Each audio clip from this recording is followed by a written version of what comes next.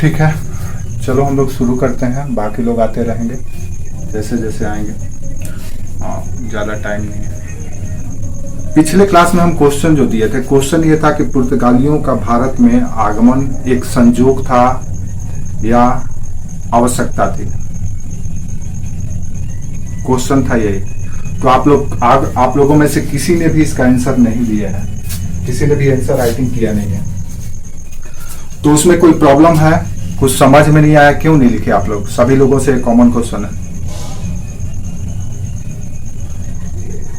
ठीक है, आपने बता दी। बाकी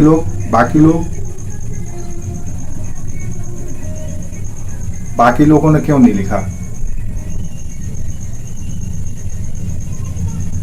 ठीक है, अगर जो नहीं लिखे हैं वो अभी सुन ले। इसका रीजन आपको हमको भेजना है, क्यों नहीं लिखे आप,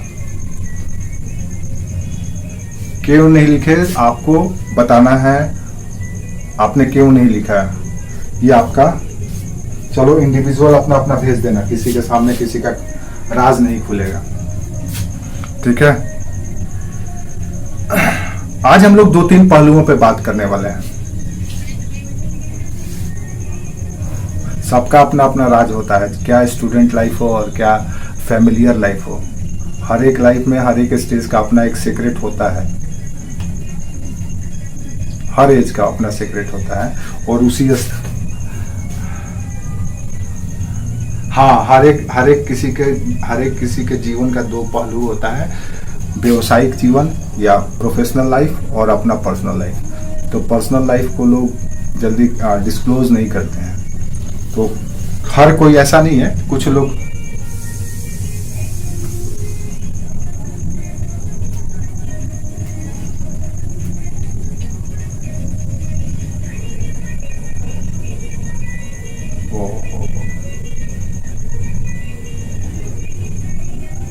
ठीक है।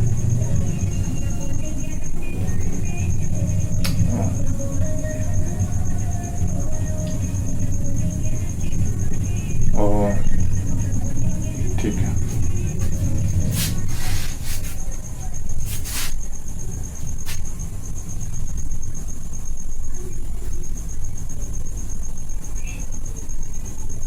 हम्म,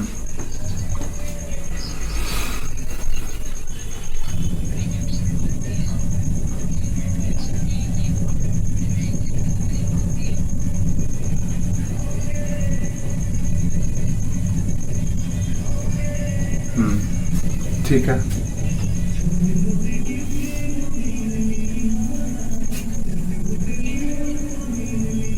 चार्ली टू डू, चार्ली आप सुन पा रहे हैं? वीडियो ऑन करो अपना। तो कैसे पढ़ रहा है बच्चा?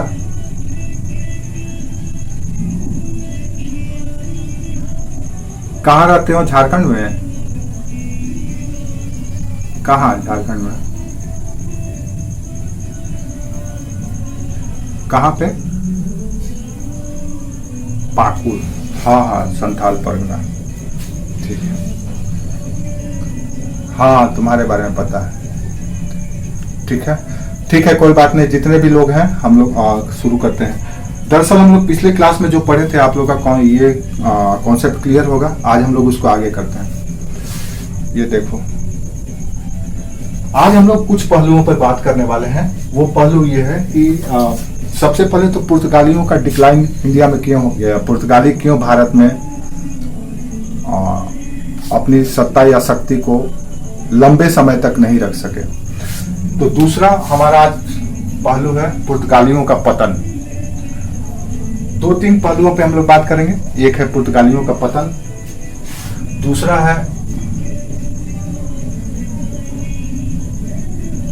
दूसरा पहलू है इनका जो योगदान था, इन्होंने भारत को क्या दिया।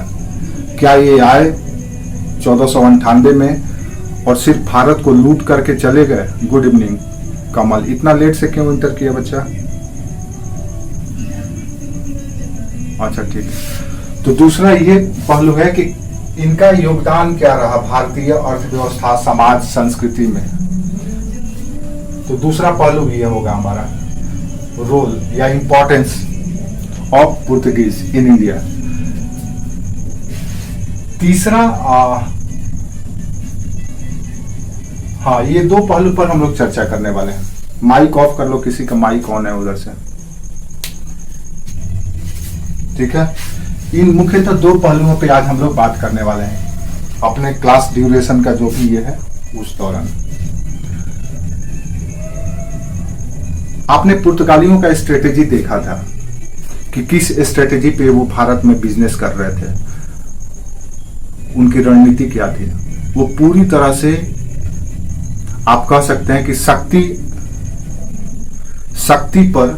शक्ति के आधार पर भारत और दक्षिण पूर्व एशिया के व्यापार पर नियंत्रण करना चाहते थे।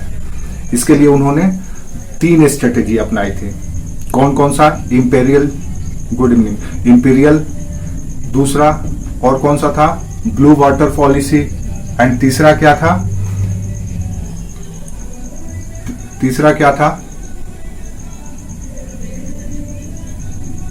स्ट्रेटेजी याद है? ये भी आप लोग भूल चुके हैं। इसका मतलब ये है कि आप लोग रिवाइज नहीं कर रहे हैं, उसको रिवाइज कीजिए। तो आप लोग देखे थे कि भारत के व्यापार को कैसे उसने अपने कंट्रोल में, कब्जा में किया था। अब कुछ पहलुओं पे आप ध्यान से देखेंगे तो समझेंगे कि इनकी जो रणनीति थी, ये रणनीति, किसी का माइक ऑन है प्लीज ऑफ कर लिया करो। क्लास ज्वाइन करते ही गुड इवनिंग वगैरह जो फॉर्मल है अपना एटिकेट्स करने के बाद तुरंत माइक ऑफ कर लो, क्योंकि उधर कुछ भी हरकत करते हो तो मेरा इधर बहुत सुनाई देता है, क्योंकि कान में लगा हुआ ना, बहुत डिस्टर्ब करता है, इसलिए कर लिया करो। तो हम लोग ये देखें कि भारत में आने के बाद इन्होंने अपने व्यापार और वाणिज्य को बढ़ावा देने के लिए शक्ति के बल पर स्थापित करने की कोशिश की। 1 मिनट रुक जाइए आप लोग।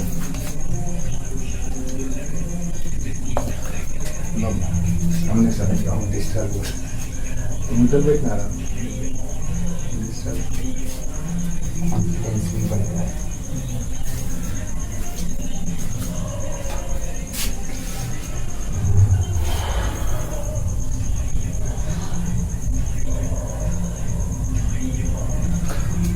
लिखते भी चलना है। अब इनकी वो कौन सी ऐसी रणनीति थी, कौन सी ऐसी गतिविधि थी जिसकी वजह से ये कुछ ही वर्षों के बाद भारत में पूरी तरह से अलोकप्रिय हो गए। कुछ न कुछ तो ऐसे कारण होंगे जिसकी वजह से ये पूरे भारत के आम जनता, शासक वर्ग और व्यापारी क्लास सब के सब इनसे अनसेटिस्फाई हो गया। सब के सब चाहने लगे कि पुर्तगीज यहाँ से भागे। तो वो कारण हमको जानना चाहिए। हम ऐसा कारण या इसके बारे में हम क्यों जाने कि पुर्तगीजों का पतन हो गया, क्या फर्क पड़ता है? दूसरे आए हैं ना, फ्रेंच आए हैं, डेन आए हैं, इंग्लिश आए हैं, ये सब तो आए ही हैं। क्यों ये चले गए या चले भी गए तो क्या फर्क पड़ता है भारत के इकोनॉमी को या भारतीय समाज को, संस्कृति को? इससे हमको बहुत बड़ा सबक मिलता है कि जो इंटरनेशनल ट्रेड है या अंतर्राष्ट्रीय व्यापार है, उसमें कौन सी स्ट्रेटेजी पे काम करना चाहिए जिससे व्यापार हमेशा सुगमता पूर्वक चलता रहे। ये पुर्तगालियों ने हमें संदेश दे दिया था। इनकी अगर रणनीति पे इंग्लिश चलते, इनकी अगर रणनीति पर फ्रेंच चलते तो इतने दिनों तक वो बिजनेस और व्यापार भारत के साथ या दूसरे अंतर्राष्ट्रीय कॉलोनी के साथ नहीं कर सकते थे। तो इनका पतन और इनका एक्टिविटी या इनिशिएटिव या इनका डिसीजन या इनका स्टाइल बिजनेस का पूरी तरह से फ्लॉप रहा, और ये असफलता बाकी कंपनियों के लिए एक सबक रहा। तो इन्होंने कौन कौन सी भूल की भारत में व्यापार के दौरान, ये हमको जान लेना है। और ये हम क्यों जाने, इसको प्रेजेंट में भी आप जोड़ सकते हैं। ये आज भी होता है, ये स्ट्रेटेजी आज भी चलता है इंटरनेशनल ट्रेड में। भले ही हम WTO बना लिए हों, लेकिन WTO आज भी विकसित देशों के पक्ष में ही खड़ा रहता है, और कहीं ना कहीं अमेरिका, ब्रिटेन, जर्मनी, इन सब विकसित देशों का दबाव बने रहता है उस पर, और उसके अगेंस्ट हम लोग ब्रिक्स जैसे ग्रुप बनाते हैं ताकि हम उनके दबाव को झेल सकें। तो पुर्तगालियों ने जो गलतियां की हैं, उन गलतियों को जब हम जान लेंगे देन हमको पता चल जाएगा कि इनका डिक्लाइन क्यों हुआ इंडिया में। तो हमारा पतन का जो सबसे पहला कारण है, कुछ पॉइंट बाय पॉइंट, जैसा कि स्वीटी बोल रही थी कि सर पॉइंट बाय पॉइंट बता दिया कीजिए ताकि हम लोग लिख भी लिया करें। तो पुर्तगालियों का पतन का जो सबसे पहला कारण था, वो कारण था पुर्तगाल में सत्ता का परिवर्तन होना। आपको पता है पुर्तगाल यूरोप का एक छोटा सा देश है। छोटा सा देश है। और होता क्या है कि 1580 तक 1580 तक आते आते इस पर स्पेन का कब्जा हो जाता है, स्पेन का नियंत्रण हो जाता है। अब यहां पे थोड़ा सा आपको पुर्तगाल और दूसरी इंग्लिश कंपनियों या यूरोपियन कंपनियों से तुलना करना पड़ेगा। क्या तुलना करना पड़ेगा? तो यहां पे आप जब देख रहे हैं कि जहां पुर्तगाल पर स्पेन की सत्ता काबिज हो जाती है, तो यहां पे काबिज होने के बाद फिलिप सेकंड, यहां का जो राजा बना, फिलिप द्वितीय, फिलिप सेकंड पूरी तरह से दुर्भावना से, या आप कह सकते हैं कि पूर्वाग्रह से ग्रसित राजा है। उसने जब पुर्तगाल पर कब्जा किया, देन पुर्तगाल के सारे सिस्टम को डिस्टर्ब करना शुरू किया। दरअसल होता क्या था कि जब विश्व व्यापार में जो भी यूरोपियन कंट्री पार्टिसिपेट करती थी, तो वहां की हुकूमत या सरकारें या राज्य उनको प्रमोट करती थी। जैसा कि हमने देखा था कि पुनर्जागरण के समय में राज्य के द्वारा, इटली के द्वारा, पुर्तगाल के द्वारा, राज्य के द्वारा इन खोजीकर्ताओं को प्रोत्साहित किया जाता था, धन दिया जाता था, उन्हें सम्मान दिया जाता था, प्रतिष्ठा मिलती थी उनको। लेकिन जैसे ही यहाँ पे सत्ता परिवर्तन हुआ, फिलिप का विचार बदल गया। उसने पुर्तगीज कंपनी को सपोर्ट करना बंद कर दिया। और अंग्रेजों के साथ सबसे अच्छा चीज ये था कि ईस्ट इंडिया कंपनी को ब्रिटिश सरकार भी, वहां की राजा, वहां के क्राउन भी सपोर्ट करता था और वहां का पार्लियामेंट भी उसको सपोर्ट करता था। अगर यहाँ पे ईस्ट इंडिया कंपनी को या फ्रेंच कंपनी के साथ भी ऐसा ही था, उनको भी वहां के राज्य सरकार के द्वारा सपोर्ट किया जाता था। लेकिन पुर्तगीजों के साथ ऐसा था ही नहीं। ये बेचारे को राज्य से कोई सपोर्ट ही नहीं मिल रहा था, क्योंकि तो सत्ता परिवर्तन हो गया था, सत्ता परिवर्तन हुआ था और जो शासक बना था वो स्पेनिश था, पुर्तगीज था नहीं। उसको क्या मतलब है, भाड़ में जाए तुम्हारी कंपनी। और धीरे धीरे कई तरह के रेगुलेशन और कई तरह के बॉन्ड भी लगाना शुरू किया है, या कह सकते हैं कई तरह का प्रतिबंध भी लगाना शुरू किया। इसकी वजह से धीरे धीरे कंपनी का जो सपोर्ट चाहिए वो खत्म होने लगा। आप याद रखिए, आज भी बड़ी बड़ी कंपनियां सरकारों को कॉन्फिडेंस में लेकर के अपना काम करती है। क्यों करती है? जैसे हम लोग कहते हैं कि सारा का सारा बिजनेस अंबानी, अडानी और इसके पास है, और सरकारें उनके साथ खड़ी रहती है। सरकार के खड़े होने से अंतर्राष्ट्रीय व्यापार में सपोर्ट मिलता है, और बेचारे पुर्तगीज के साथ ऐसा हुआ नहीं। तो उनका ये दुर्भाग्य था, और ये दुर्भाग्य उनके बिजनेस और व्यापार को भारत में डुबाने के लिए काफी था। समझ में आया? तो सबसे पहला कारण था पुर्तगाल में सत्ता का परिवर्तन, और स्पेन की जो राजा था फिलिप द्वितीय, उसका पुर्तगीज कंपनियों का सपोर्ट या सहयोग से हाथ पीछे करना। इसी के कारण से भारत में उनका पकड़ कमजोर होना शुरू हो गया। अब कैसे कमजोर हुआ, हम आगे की बात करते हैं। इसको आप थोड़ा सा अपने कूल माइंड लगा करके खुद से समझ सकते हो कि क्यों ऐसा हुआ होगा। अब सोचो, मान लो कि पुर्तगीज और इंग्लिश अगर लड़ाई कर लिए, पुर्तगीज और फ्रेंच आपस में लड़ गए, तो ये खुद बहुत बड़े नौसैनिक शक्ति थे। लेकिन नौसैनिक शक्ति यहाँ पे समुद्र में थे, सतह पे क्या करते हैं? तो सतह पे लड़ने के लिए इनको राज्य से सपोर्ट चाहिए था, धन चाहिए था, क्योंकि अब उतना व्यापार में फायदा नहीं हो रहा था, क्योंकि कई व्यापारी, यूरोपियन व्यापारी भारत में प्रवेश कर चुके थे। तो इनको अब उतना मुनाफा नहीं हो रहा था जितना होना चाहिए था। ये तभी मार्केट में बने रह सकते थे जब राज्य का पूरा समर्थन या सपोर्ट मिलता। लेकिन दुर्भाग्य कहिए कि पुर्तगालियों को ऐसा सहयोग और समर्थन नहीं मिला। समझ में आया?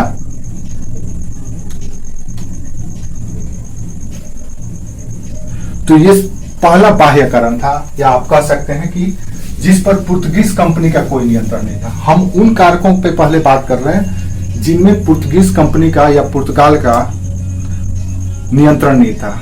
अगर उनका बस में होता तो ये स्थिति नहीं आता। कुछ लोग बहुत लेट से ज्वाइन करते हैं। ऐसा क्यों करते हैं? कौन कौन लेट से ज्वाइन किया है? मनोज शर्मा, आप इतना लेट से क्यों ज्वाइन किए बाबू? आप लोग का टाइम 8 बजे है, सो आप लोग क्लास प्लीज टाइम पे ज्वाइन कर लिया कीजिए, क्योंकि लेट करेंगे तो आप ही को फिर समझ में नहीं आएगा, और समझ में नहीं आएगा देन आप कितना भी पढ़ेंगे लिखने में दिक्कत होगा। ठीक है? तो ये चीज पुर्तगालियों के नियंत्रण से बाहर था, जिस पर पुर्तगीज कंपनी का कोई नियंत्रण नहीं था या उनका बस नहीं था। इसी तरह से दूसरा जो फैक्टर था, हम लोग बात कर रहे हैं क्यों भारत में पुर्तगीज कंपनी असफल रही। अगर आपसे तुलना करने की बात पूछी जा सकती है अगर जीएस में, कि ईस्ट इंडिया कंपनी इतना सक्सेसफुल क्यों रही और पुर्तगीज जो सबसे पावरफुल था कंपनी, जिसे एस्तादो द इंडिया कहा जाता था, अल्बुकर्क ने इसे एस्तादो द इंडिया नाम रखा था, इतना पावरफुल था। इसकी जब ये देखो ये कभी आ रहा है, विकास पवार आप सुन पा रहे हैं? कहां रहते हैं आप?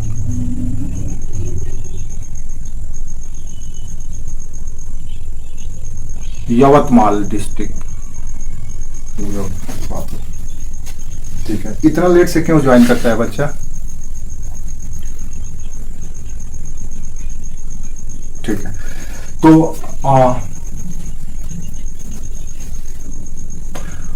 अभी तो मॉडर्न हिस्ट्री ही चल रहा है आप लोगों का। हाँ, ज्योग्राफी भी हम लेंगे।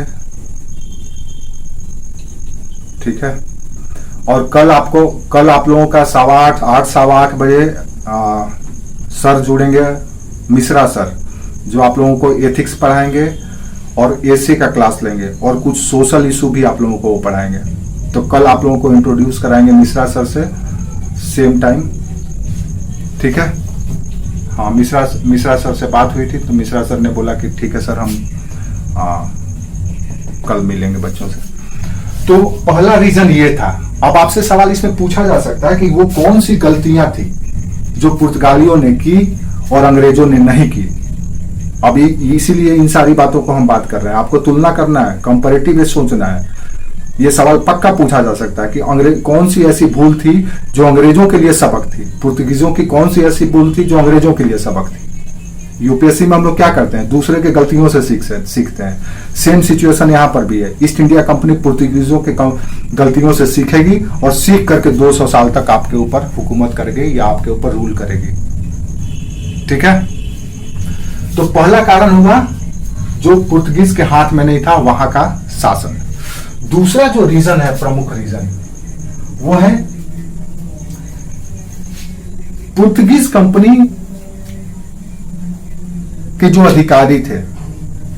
जैसे शुरू के जब अधिकारियों को हम देखते हैं, जैसे अल्मेडा हुआ, अल्बुकर्क, नीनो डू कुन्हा, इस तरह के जो अधिकारी थे, ये अधिकारी पूरी तरह से राष्ट्रभक्त थे, राज्य भक्त थे, अपने देश के प्रति स्वामी भक्त थे। ये लोग देश के बारे में सोचते थे, अपने कंपनी के बारे में सोचते थे। लेकिन इनके बाद के जो अधिकारी नियुक्त हुए, जो गवर्नर बन करके आए, वो क्या हुआ कि वो उस तरह के नहीं थे जैसा होना चाहिए। आप देखे होंगे कि बहुत सारे बड़े बड़े कॉर्पोरेट अचानक डूब जाता है, लॉस में चले जाता है, दिवालिया घोषित कर देता है अपने आप को। ऐसा क्यों होता है? तो कहीं ना कहीं उसका कंट्रोल, या तो बीओडी में, बोर्ड ऑफ डायरेक्टर में, या कोर्ट ऑफ डायरेक्टर की बात करें, या सीईओ की बात करें, या मैनेजर लेवल की बात करें, कहीं ना कहीं उनका जो समर्पण है कंपनी के प्रति, डेडिकेशन है, वो कहीं ना कहीं कम हो जाता है और इसका प्रभाव वहां का बिजनेस पर पड़ता है। सेम सिचुएशन पुर्तगीजों के साथ हुआ। यहाँ पर जो अधिकारी या गवर्नर नियुक्त हुए, वो उतने वफादार और स्वामी भक्त नहीं थे जितना होना चाहिए। अंग्रेजों को सफलता का कारण क्या है? अंग्रेजों के जितने भी गवर्नर अपॉइंट हुए, एक से बढ़कर एक, उन्होंने जो भी इनिशिएटिव लिया, जो भी डिसीजन लिया, कंपनी के इंटरेस्ट में लिया। और आफ्टर 1857 उन्होंने जो भी डिसीजन लिया, वो कहीं ना कहीं ब्रिटिश क्राउन के इंटरेस्ट में लिया। लेकिन यहाँ की स्थिति कुछ अलग है। यहाँ पे जो अधिकारी नियुक्त हो रहे हैं, वो पूरे के पूरे अपने स्वार्थ में से प्रेरित हैं, क्योंकि इनको अब पता चल गया है कि कंपनी को फायदा कराने से कोई कुछ होने वाला नहीं है, बल्कि अपना देखा जाए। इसीलिए इन अधिकारियों में भ्रष्टाचार, ये पॉइंट भी याद रखना है, भ्रष्टाचार, लोभ, इस तरह की प्रवृत्ति आ गया, करप्शन। ठीक है, और ये अधिकारी कंपनी को लॉस में डाल करके, घाटे में डाल करके अपनी फायदा को प्रायोरिटी देते थे। जिससे धीरे धीरे कंपनी का बाजार कम होने लगा। बाजार में जो पकड़ था वो धीरे धीरे कम होने लगा। ऐसा स्थिति आ गया कि कार्टेज का भी मिसयूज होने लगा। कंपनी के अधिकारी कार्टेज जो रिलीज करते थे, कार्टेज क्या है पता है? कार्टेज के बारे में आप लोगों को पता है?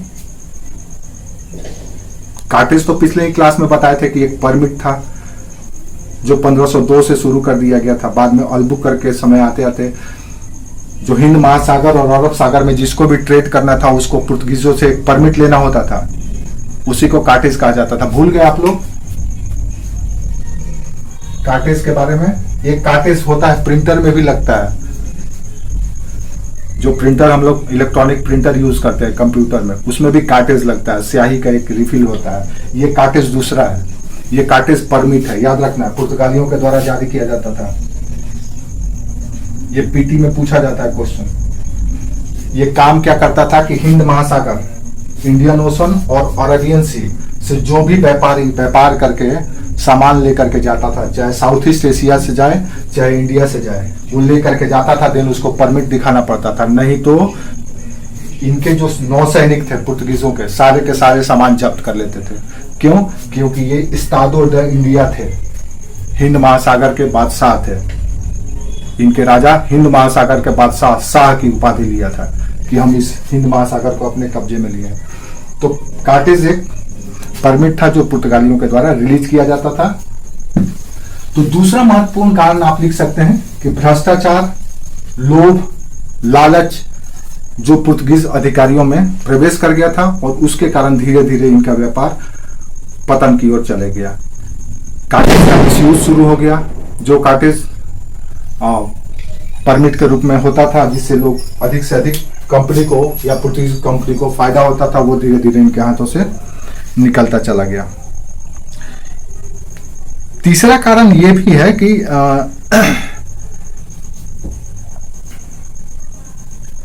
पुर्तगालियों का साथ एक समस्या यह भी था कि ये कुछ नए देशों की भी खोज कर चुके थे इसी समय। ऐसा नहीं था कि जैसे ईस्ट इंडिया कंपनी का पूरा फोकस साउथ ईस्ट एशिया पर था, क्योंकि उनके पास जो कॉलोनी था उनके सीमित था, लेकिन पुर्तगीज इस मामले में आगे थे। तो उन्होंने साउथ अमेरिका में ब्राजील जैसे विशाल देश को खोजा। ब्राजील की खोज इन्होंने की अपने कॉलोनी के रूप में।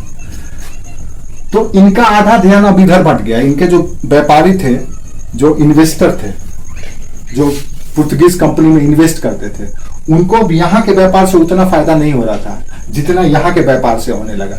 इसलिए क्योंकि यहाँ पे कंपटीशन नहीं था और यूरोपियन कंपनी उस तरह के अभी अपनी सिस्टम को स्टेबल नहीं कर पाई थी जितना भारत में मारामारी हो गया था व्यापार करने के लिए। सारे के सारे यूरोपियन कंपनी चाहती थी कि भारत और साउथ ईस्ट एशिया से व्यापार किया जाए, क्योंकि यहाँ पर जो चीज मिलता था विश्व में कहीं नहीं मिलता था। जितने भी मसाले हैं वो सब के सब यहाँ से इनको हासिल हो जाता था और उसका यूरोप में 60 गुना 70 गुना ज्यादा कीमत पर बिक्री होता था या बेचा जाता था। तो यहाँ पे कंपटीशन ज्यादा होने से पुर्तगालियों को फायदा कम होने लगा और इसके वजह से इनका ध्यान अब दूसरे मार्केट की तरफ हो गया। जैसे आज भी देखते हैं हम लोग, छोटे से लेकर के मल्टीनेशनल कंपनी तक, जैसे ही उनका बाजार में प्रतियोगिता या प्रतिस्पर्धा बढ़ता है, देन वो अपने आप को कहीं दूसरे जगह शिफ्ट कर लेते हैं। पुर्तगालियों ने भी यही किया और अपना ध्यान धीरे धीरे भारत की ओर से ब्राजील की ओर करने लगे। तीसरा महत्वपूर्ण कारण यह था, इनका एक जगह ध्यान नहीं होकर के दूसरे बाजार की ओर हो गया, मूव कर गया। तो ये कुछ कह सकते हैं कि महत्वपूर्ण कारण है जो पुर्तगीज कंपनी के द्वारा बाहर से मिला। ये बाहरी चुनौती है। अब भारत में इनको क्या क्या चैलेंज मिला है, अब उसकी हम बात करने वाले हैं। तो बाहरी चुनौती मुख्यतः राज्य का संरक्षण या सहयोग का समाप्त हो जाना। दूसरा, इनके जो अधिकारी हैं उन अधिकारियों में वो गुण या क्वालिटी का न होना जो इससे पहले के या शुरुआत के गवर्नर में था। तीसरा, नए बाजार की खोज। ये 3 प्रमुख कारण था जो बाहरी कारण था, जो सीधे भारत से नहीं जुड़ा हुआ था बल्कि भारत से बाहर का। अब भारत में इनको कौन कौन सा चुनौती मिला जिसके वजह से ये बेचारे छोड़ करके चले गए। हालांकि इनको 1961 में भगाया गया, गोवा को इनसे 1961 में फ्री किया गया। हम लोग आज वो भी देखेंगे कि ये कहां कहां भारत में थे, आज वो मैप में बताएंगे आप लोगों को। तीसरा जो इनका चुनौती जो मिलना शुरू हुआ वो भारत में मिलना शुरू हुआ। भारत में मिलना जो चुनौती यहां पे मिला वो मुगल और मराठों जैसे राज्यों से मिला। याद रखिए, जब ये 1498 में भारत में प्रवेश किए थे तो 1498 से लेकर के 1556 तक, 1556 तक, 1556 में क्या हुआ था? क्या हुआ था 1556 में? ये एक लंबा दौर है, लगभग 60 वर्षों का दौर है, लंबा गैप है। ये 60 वर्षों तक पूरे भारत के इकोनॉमी पर धीरे धीरे, विशेष करके इंटरनेशनल ट्रेड पर एक कब्जा कर लिए थे, अंतरराष्ट्रीय व्यापार पर। भारत से कोई भी छोटा राज्य व्यापार कर रहा हो या कोई व्यापारी, राज्य भी व्यापार करता था, आपको पता ही है। तो चाहे राज्य कर रहा हो या छोटा व्यापारी कर रहा हो या कोई भी कर रहा हो, उनको अगर भारत से बाहर कोई सामान लेके जाना है तो पुर्तगालियों को लेवी दे करके जाना है, परमिट ले करके जाना है, और किन वस्तुओं पर करना है और किन वस्तुओं का वो व्यापार कर सकते थे, इसका निर्धारण भी पुर्तगाली ही करते थे। तो लगभग इतने वर्षों तक ये पूरी तरह से फ्री थे। ये तब तक फ्री रहे जब तक शाहजहां तक आते आते इन पर नियंत्रण कसना शुरू हुआ। ये जहांगीर के समय में भी थोड़ा सा नियंत्रित किया गया और शाहजहां के समय में इन पर थोड़ा सा लगाम कसा गया। नहीं तो ये लंबे समय तक पूरा फ्री माइंड होकर के व्यापार करते थे। आपको यकीन नहीं होगा कि अकबर को भी अगर ट्रेड करना होता था, सोचो अकबर को जो पूरे भारत का बादशाह है, जिसकी हुकूमत, भारत की हुकूमत जिसके हाथ में है, उसको भी अगर इंटरनेशनल ट्रेड करना है, अरब से कुछ मंगाना है या भेजना है, तो उसको भी परमिट लेना होता था। विजयनगर जैसे राज्य, उनको भी परमिट लेना पड़ता था।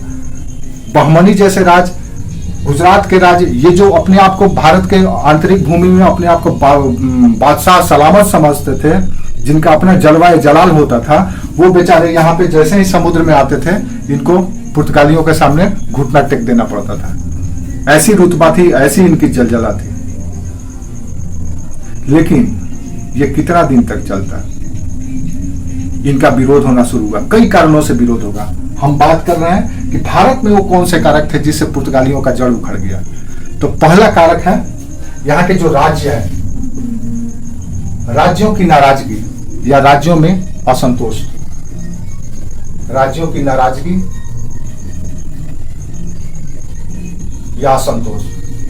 इसमें सबसे पहला भूमिका है अकबर का, उसके बाद जहांगीर का, फिर शाहजहां का। इन तीनों ने मुगलों पर नियंत्रण करने की कोशिश की। जहांगीर ने तो दीव में, यहां पे जो दीव है, यहां पर अपनी सेना भी भेज दी थी जो उनके कब्जे में था। बाद में समझौता हुआ तो मामला ठंडा होगा।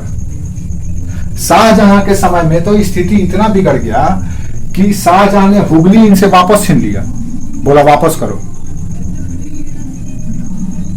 तो दूसरी ओर हम क्या देखते हैं कि मराठे जो इस क्षेत्र में दक्कन के सबसे शक्तिशाली हैं, वो इनके क्षेत्रों को सुनने लगे। क्या बोल रहे हैं? लिख लो।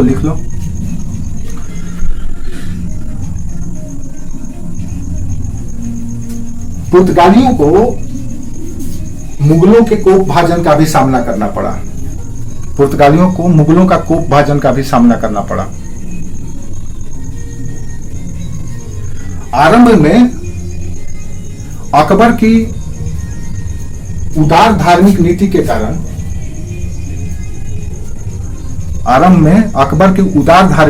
कारण, पुर्तगालियों और अकबर के मध्य संबंध अच्छा था। हम लोग आगे जब बात करेंगे, जब इनका रिलीजियस पॉलिसी, तो देखेंगे कि पता चलेगा कि कैसे ये धार्मिक रूप से भी अत्याचार करने लगे थे, भेदभाव करने लगे थे। लेकिन अकबर का उदार धार्मिक नीति के कारण थोड़ा सा अकबर के साथ इनका ट्यूनिंग अच्छा था। लेकिन आगे लिखो,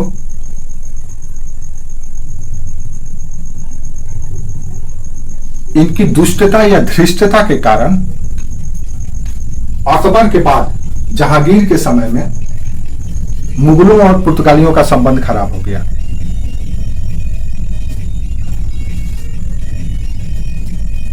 जहांगीर ने स्वयं अपनी एक सेना दीव पर आक्रमण करने के लिए भेजी।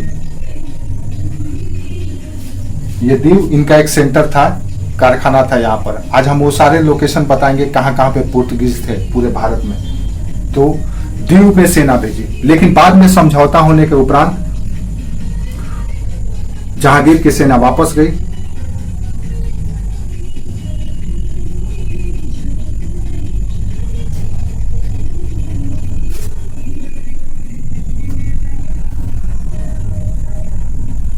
जहांगीर की सेना या जहांगीर के द्वारा दीव में सेना भेजने का कारण था पुर्तगाली ईसाई धर्म प्रचारकों के द्वारा, पुर्तगाली ईसाई धर्म प्रचारकों के द्वारा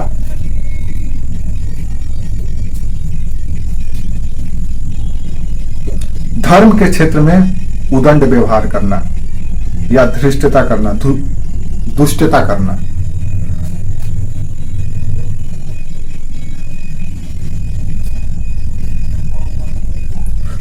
पुर्तगालियों को अपने शक्ति पर अति विश्वास था और वो मुगलों को चुनौती देने से कभी चूकते नहीं थे।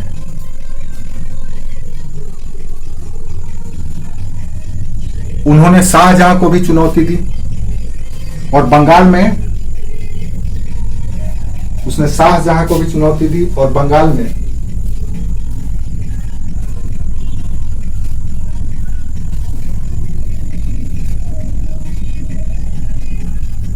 व्यापार कानून का उल्लंघन करते हुए व्यापार आरंभ किया, जिसके परिणाम स्वरूप शाहजहां के द्वारा पुर्तगालियों से हुगली छीन ली गई।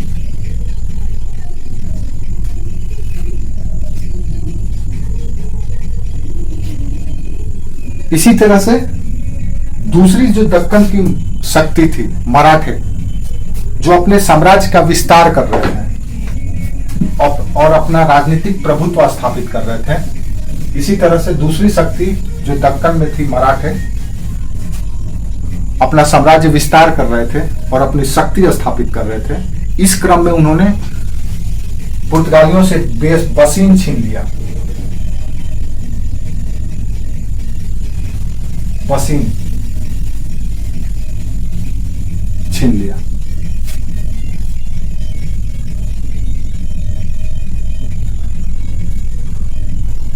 तो ये समझा जा सकता है कि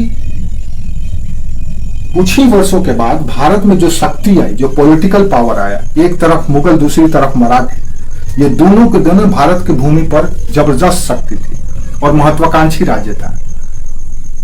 और उन महत्वाकांक्षी राज्यों के सामने एक व्यापारी कंपनी की जो स्वतंत्र या स्वच्छंद नीति था, वो ज्यादा दिन तक चलने वाला नहीं था और इसलिए पुर्तगालियों को यहाँ के राज्यों से, जैसे मुगलों का और मराठों का कोप भाजन का शिकार बनना पड़ा। इसीलिए कभी भी कंपनी, याद रखिएगा, आज भी कोई भी कंपनी कभी राजनीतिक से या सत्ता से बगावत नहीं करती है, मिल करके चलेंगे। अगर नेता के साथ साठगांठ नहीं, आज भी ये चीज होता है, अगर नेता के साथ साठगांठ नहीं करे हो तो ज्यादा दिन तक नहीं चल सकता। और ये तो बाहर के थे, पुर्तगीज थे, ये कितना सेना पुर्तगाल से मंगाएंगे। और यहाँ पे जितने भी लोग हैं, अंग्रेज, फ्रेंच, डेन, जितने भी हैं, डच, वो सब के सब इनका कंपटीटर है, इनको कोई सहयोग नहीं करता है, क्योंकि ये उदंड व्यवहार के थे। ये अपने हथियार के बल पे चाहते थे कि हम कब्जा करके रखें। तो ये कितना दिन तक चलेगा? हथियार के बल पर ज्यादा दिन तक आप शासन नहीं कर सकते हैं ना। अमेरिका ने तो बहुत कोशिश की अफगानिस्तान को अपने कब्जे में ले लें, लेकिन 20 साल तक वहां रहने के बावजूद उसको बैक टू पवेलियन होना पड़ा। हथियार के बल पर नहीं आप रूल कर सकते हैं। आतंकवाद आज इतना कुछ करने के बावजूद भी स्टेबल नहीं है। क्यों नहीं है? क्योंकि आप उससे विश्वास नहीं जीत सकते हैं ना, लोगों का समर्थन हासिल नहीं कर सकते हैं। और ये जहां नहीं होगा, दिन आपकी स्टेबिलिटी नहीं होगी, कंसिस्टेंसी नहीं होगा। तो दिक्कत यही था पुर्तगालियों का। ये अहम भाव में थे कि हमारे पास शक्ति है, नौसेना है, हथियार है, दूसरी ओर इनको राज्य से मदद नहीं मिलता था, वहां का सरकारें इनको मदद नहीं कर रही थी, ये बेचारे बीच के बन रह गए। एक तो इनकी पॉलिसी एकदम एग्रेसिव था और दूसरा उधर से सपोर्ट नहीं मिल रहा। और ये कंपनी है, कोई राज्य तो है नहीं, कोई सरकार तो है नहीं, कोई इनसे विश्वास भी नहीं करता था इनके सब। अच्छा, इनकी जो चाल चलन भी थी वो अजब तरह के चाल चलन था। ये पॉलिटिक्स भी ऐसा करते थे जो साफ दिख जाता था कि ये किसी के फेवर में नहीं है। अंग्रेज बड़ी बारीकी से ये सब काम करते थे, वो सबको खुश करके और कमजोरी का या उस समय का इंतजार करते थे कि दुश्मन कब कमजोर हो तब वो हिट करते थे। इनको ये चीज का स्ट्रेटेजी ही नहीं पता था। जैसे आप देखेंगे कालीकट पर जब इनका नियंत्रण हुआ था, जो जमोरिन राज्य का था कालीकट, मालाबार तक में कालीकट था। आज हम बताएंगे सब लोकेशन जब मैप कराएंगे तो यहाँ कालीकट में जब इन्होंने अपना फैक्ट्री बनाया तो उन्होंने अपना किलाबंदी भी शुरू कर दी और किला भी बनाया। और जमोरिन नहीं चाहता था कि ये किलाबंदी करे, लेकिन फिर भी इन्होंने किया। तो जमोरिन ने बोला चलो ठीक है। लेकिन ये क्या किया कि कालीकट के जो जमोरिन राजवंश है उसका जो दुश्मन है कोचिन, उसके साथ मिल गए और मिल करके इसके खिलाफ षड्यंत्र करने लगे। यानी ये पुर्तगाली ऐसे थे कि इन्होंने कोई ऐसा सागा नहीं जिसको इन्होंने छला नहीं, सबको छला। तो ये स्ट्रेटेजी ज्यादा दिन तक नहीं चल सकता। कोई भी कंपनी ज्यादा दिन तक ऐसे इस स्ट्रेटेजी पे काम नहीं कर सकती है। उनको दिवालिया होना ही होना है, चाहे आज की बात करें चाहे 200 साल या 500 साल पहले की बात करें। तो हमको पुर्तगालियों ने सबक दे दिया कि पॉलिटिक्स को व्यापार से हमेशा अलग रखना चाहिए और पॉलिटिशियन से कंपनी को पंगा नहीं लेना चाहिए। ये सबक आज भी आपके लिए भी उपयोगी है और यही चीज ईस्ट इंडिया कंपनी ने समझा, फ्रेंच ने समझा, लेकिन इनको समझने का अवसर नहीं मिला। दूसरा जो भारत का या यहां पर जो चुनौती मिल रहा है वो चुनौती है यूरोपीय कंपनियों का ही। क्या है यूरोपीय कंपनियों का चुनौती, क्या हो सकता है? तो यूरोपीय कंपनी का चुनौती जो है वो ये है,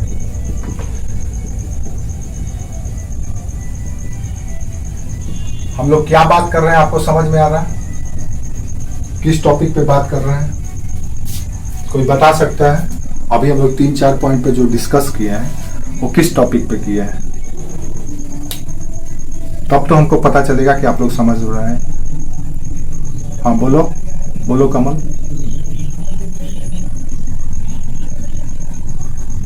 ठीक है, और कोई एनीवन?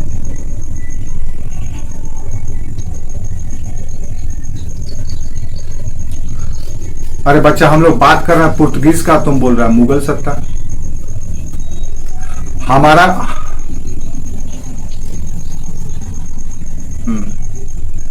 हम लोग ये बात कर रहे थे, देखो सिंपल समझ लो, हमने पिछले क्लास में ये देखा था कि पुर्तगीज क्यों आए।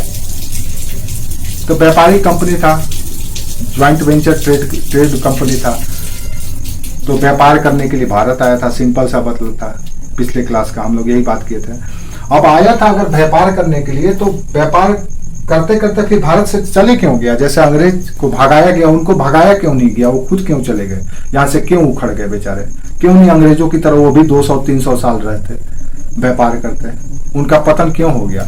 थे भी तो छोटे छोटे क्षेत्र में बचे रह गए थे, दमन, दीव, पांडिचेरी, इन सब क्षेत्रों में, नागपट्टनम, किन्नौर, कोचीन, ये छोटे छोटे क्षेत्रों में सिमट करके रह गए थे। जैसा उनका रुतबा पहले था वो खत्म हो गया था। तो ये आज हम बात कर रहे हैं कि उनका पतन कैसे हुआ। पिछले क्लास में हम लोग देखे थे कि पुर्तगीज कंपनी भारत क्यों आई और यूरोपीय कंपनी भारत क्यों आई थी। उसमें एक पुर्तगीज कंपनी थी। फिर हमने देखा कि उन्होंने भारत में अपनी शक्ति कैसे स्थापित की थी। तो हमने उसमें 3 फेजेस की बात किया था, 3 चरणों में उनका शक्ति स्थापित हुआ था। उन्होंने 3 स्ट्रेटेजी अपनाई थी। उसी स्ट्रेटेजी की वजह से वो भारत में अपनी सत्ता स्थापित कर पाए थे। आज हम लोग बात कर रहे हैं कि उनका आखिर भारत में पतन कैसे हो गया। आज हम लोग बात कर रहे हैं कि उनका भारत में पतन कैसे हो गया। ठीक है, आप लोग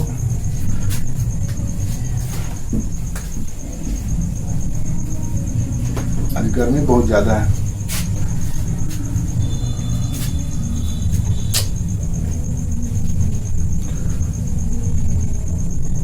लगता है बहुत जगह बारिश हो रहा है, लोगों का नेटवर्क का प्रॉब्लम है।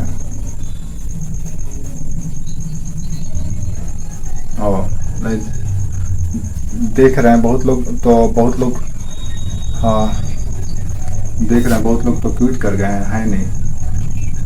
6-7 लोग ही दिख रहे हैं हमको आज। संडे मना रहे हैं सब क्या?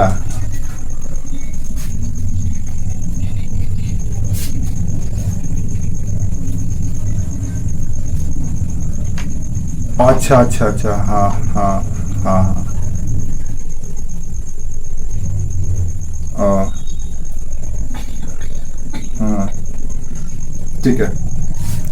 तो नेक्स्ट जो कारण है वो यहाँ पे कंपटीशन होना, कमर्शियल कंपटीशन यहाँ पर। अब कोई भी कंपनी किसी मार्केट में लंबे समय तक तभी सस्टेन कर सकती है जब वहां पे उसका मोनोपोली हो। इकोनॉमी में एक टर्म यूज किया जाता है मोनोपोली, एकाधिकार। तो मार्केट में वो तभी सस्टेन कर सकती है जब उसका मोनोपोली चले। अब मोनोपोली कब चलेगा? तभी चलेगा जब मार्केट में आप सिंगल प्रोड्यूसर भी हो, सप्लायर भी हो। अब यहाँ पे स्थिति दूसरा हो गया है।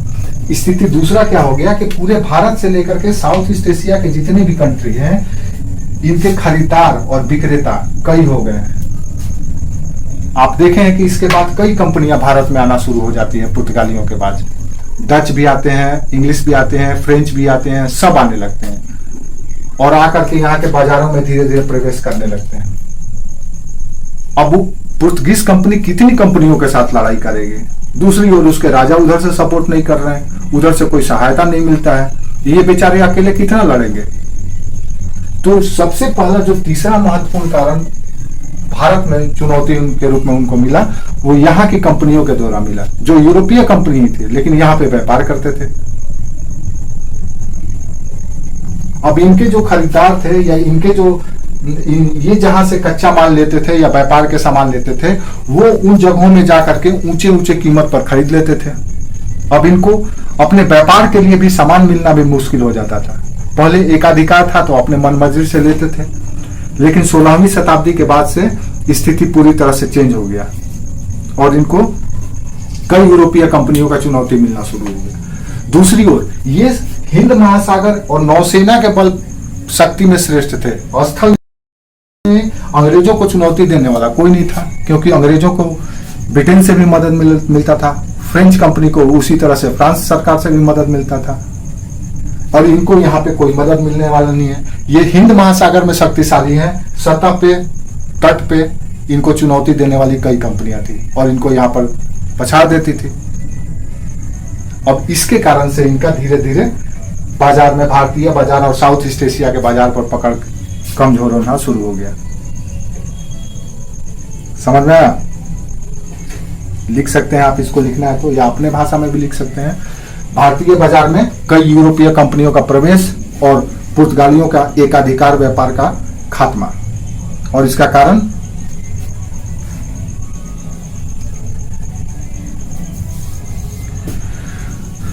लिख लेंगे ना आप लोग?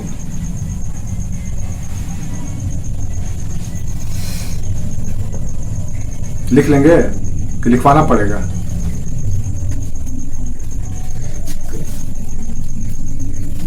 हाँ ठीक है, अगर लिखना है तो लिख लो, नहीं तो खुद से लिख लेना, ताकि और भी एक टॉपिक हम लोग का है उस पर हम लोग डिस्कस कर सकें। बाकी आप लोग लिखो लिखो लिखो लिखो लिखो लिखो। टाइटल वही है, भारत में अन्य यूरोपीय कंपनियों द्वारा दी जाने वाली प्रतिस्पर्धा या प्रतिद्वंदिता।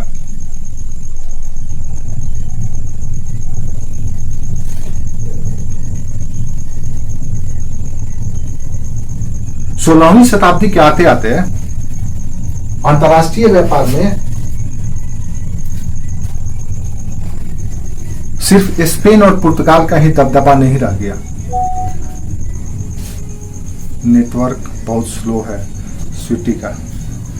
16वीं शताब्दी के आते आते अंतर्राष्ट्रीय व्यापार में सिर्फ स्पेन और पुर्तगाल जैसे व्यापारिक कंपनियों का दबदबा नहीं रह गया। कई ऐसे विकासशील देश जैसे ब्रिटेन, फ्रांस,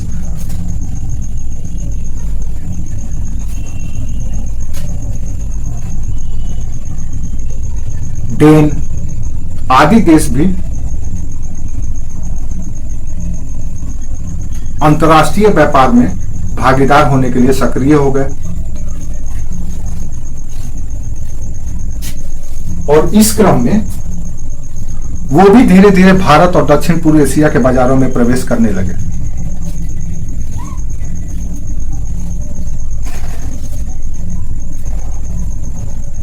इन यूरोपीय कंपनियों का भारत और दक्षिण पूर्व एशिया के बाजारों में प्रवेश से पुर्तगालियों का व्यापारिक एकाधिकार या मोनोपोली धीरे धीरे खत्म हो गया।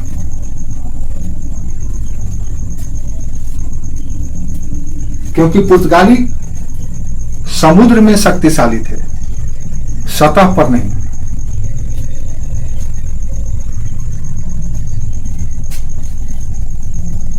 और उन्हें इन यूरोपीय कंपनियों से सतह पर जबरदस्त चुनौती मिला करता था।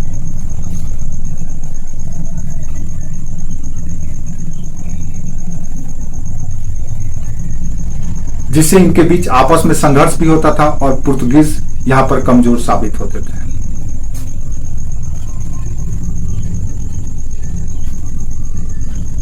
ठीक है,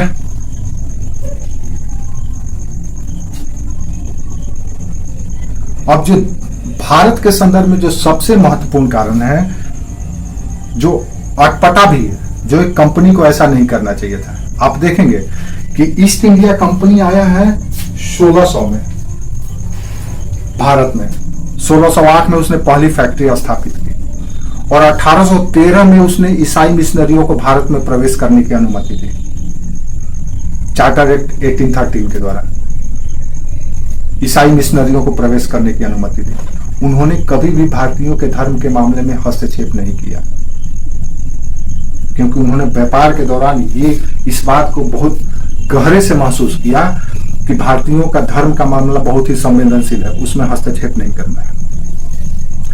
लेकिन ये पुर्तगीज कंपनी बेवकूफ थे इस मामले में, और ये चीज उनको ऐसा नहीं है कि उनको डायरेक्ट अनुभव हुआ था, ये गलती कर रहे थे, ये सारे गलती कर रहे थे, इसी से सबक अंग्रेज ले रहे थे, ईस्ट इंडिया कंपनी के लोग ले रहे थे। ये शक्तिशाली थे, बाहुबली थे, तो ये कुछ भी करते चलते थे, और बाकी जो कमजोर कंपनियां थी जो नई नई बाजार में आई थी, वो आराम से वॉच करती थी कि इनकी कैसी एक्टिविटी है या क्या डिसीजन लेते हैं, देन रिएक्शन क्या होता है। तो इनकी जो रिलीजियस पॉलिसी थी वो पूरी तरह से आप कह सकते हैं कि अस्वीकार्य था। लोगों को उनकी धार्मिक निर्णय और धार्मिक व्यवहार पसंद नहीं आता था। क्यों नहीं आता था? क्योंकि ये जबरदस्ती करते थे। स्थिति ऐसा हो गया था कि इनके जो मिशनरी होते थे पुर्तगीजों का, वो घूमते रहते थे और घूम करके लोगों को ईसाई धर्म में परिवर्तन करते थे, और वो दो ऑप्शन देते थे, या तो ईसाई या तो तलवार। अब दोनों में से एक चुन लीजिए। विशेष करके कोस्टल रीजन में थे। आप देखेंगे कि ये जितने भी कोस्टल रीजन की हम बात कर रहे हैं भारत का, दमन दीव से लेकर के आप चले ये यहां तक पुलिकट तक,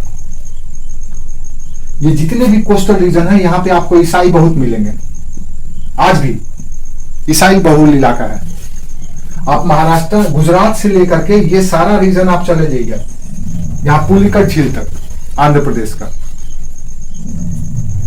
ये सब के सब यहाँ पे ईसाई मिलेंगे। ये जबरदस्ती धर्मांतरण कराते थे। और आपको पता ही है कि अल्बुकर्क ने क्या किया था। उसने यहाँ के हिंदू महिलाओं से विवाह जबरदस्ती करवाता था अपने लोगों को, कि विवाह करो और संतान पैदा करके पुर्तगीज की जनसंख्या बढ़ाओ। तो ये स्ट्रेटेजी इनका बहुत ही नागवार गुजरा। इससे यहाँ का जनमानस में एक अलग तरह का भय पैदा हो गया।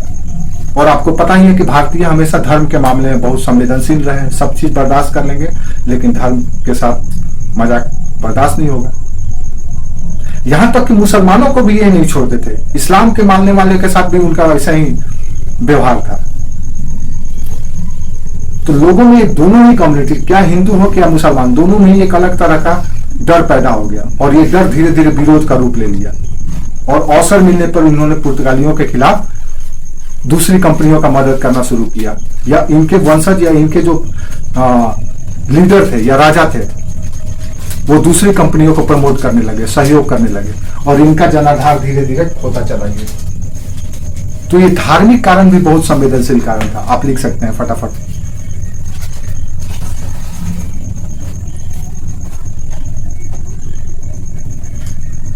पुर्तगालियों के पतन का एक प्रमुख कारण इनकी धार्मिक नीति भी थी।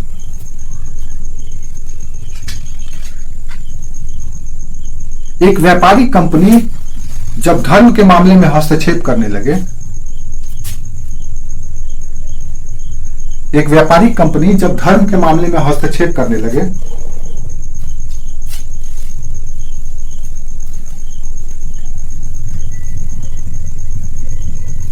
तो जनमानस में संदेह जाना अपरिहार्य हो जाता है। जनमानस में संदेह जाना या संदेह होना अपरिहार्य हो जाता है। पुर्तगालियों की धार्मिक कट्टरता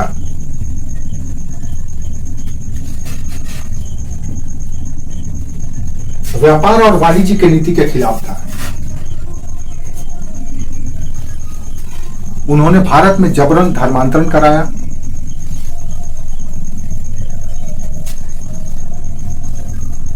स्थिति ऐसी हो गई थी कि वो भारतीयों को दो विकल्प दिया करते थे, या तो धर्म परिवर्तन या फिर तलवार या जान से हाथ धोना।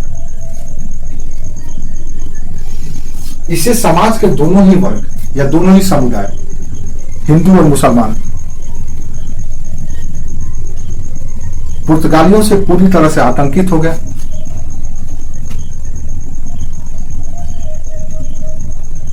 जिससे या जिसके परिणाम स्वरूप एक तो पुर्तगालियों को जन समर्थन मिलना लगभग खत्म हो गया। जन समर्थन, जन विश्वास, जन सहयोग सब के सब खत्म हो गया। दूसरी ओर देसी या स्थानीय राज्य, दूसरी ओर देसी एवं स्थानीय राज्य अपनी जन भावनाओं को ख्याल करते हुए या ख्याल रखते हुए पुर्तगालियों के खिलाफ दूसरी कंपनियों को संरक्षण और प्रोत्साहन देने लगे। क्लियर है? थोड़ा जल्दी जल्दी हो रहा है क्या?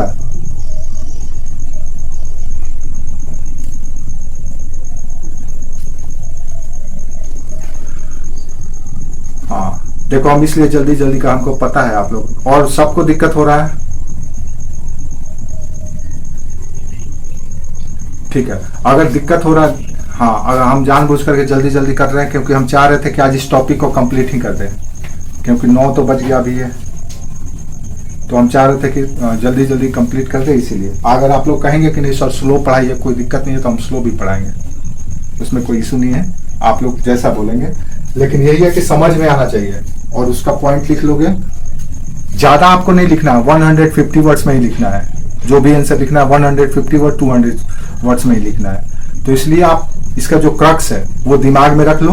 जो फैक्ट है, कुछ फैक्ट, बस उसको ध्यान में रख लो। ज्यादा इसमें नहीं, आपको 600 वर्ड्स का जमाना तो गया, अब 150 और 200 वर्ड्स में लिखना है। तो यहाँ पे जो क्वेश्चन पूछे जाएंगे या जो भी क्वेश्चन बनेगा उसका बस कॉन्सेप्ट क्लियर रखो और कुछ फैक्ट याद रखो, उतना ही में आपका आंसर कंप्लीट हो जाएगा। बस आप कैसे लिखते हो वो डिपेंड करता है। तो ये समझ में आया कि धार्मिक स्थिति कैसी थी या धार्मिक या रिलीजियस पॉलिसी इनका कैसा था। इससे पता चलता है कि किसी भी कंपनी को कभी भी जनमानस के धर्म के साथ खिलवाड़ नहीं करना चाहिए। अब इसका करंट एग्जांपल देख लो, अभी वर्तमान की बात कर रहा हूं।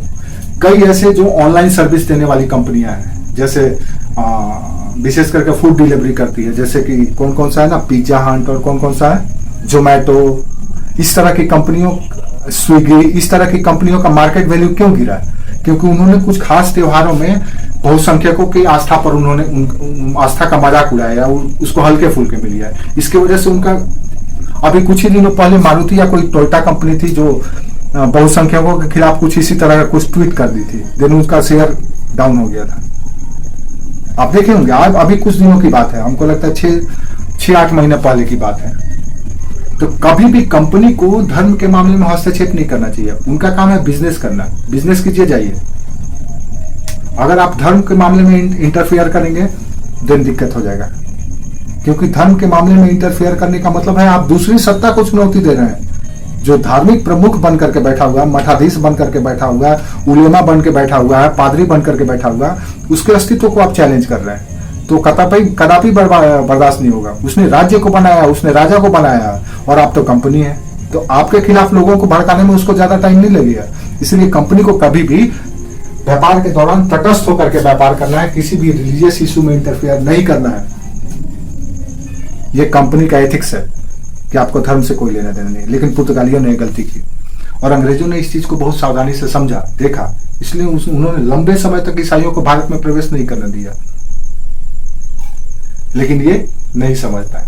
एक और बहुत महत्वपूर्ण कारण था जो भारत में इनके खिलाफ एक असंतोष पैदा हुआ, अविश्वास पैदा किया। इनका एक कह सकते हैं कि उदंड व्यवहार ऐसा था कि आज हम देख रहे हैं बहुत लोग आ रहे हैं जा रहे हैं, ऐसा क्यों?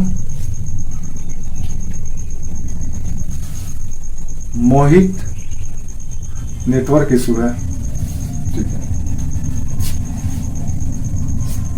और पिंकी थी, पूजा थी, ये लोग चले गए। ये कौन टुड्डू था, ये भी चला गया। ये लोग को दिक्कत है।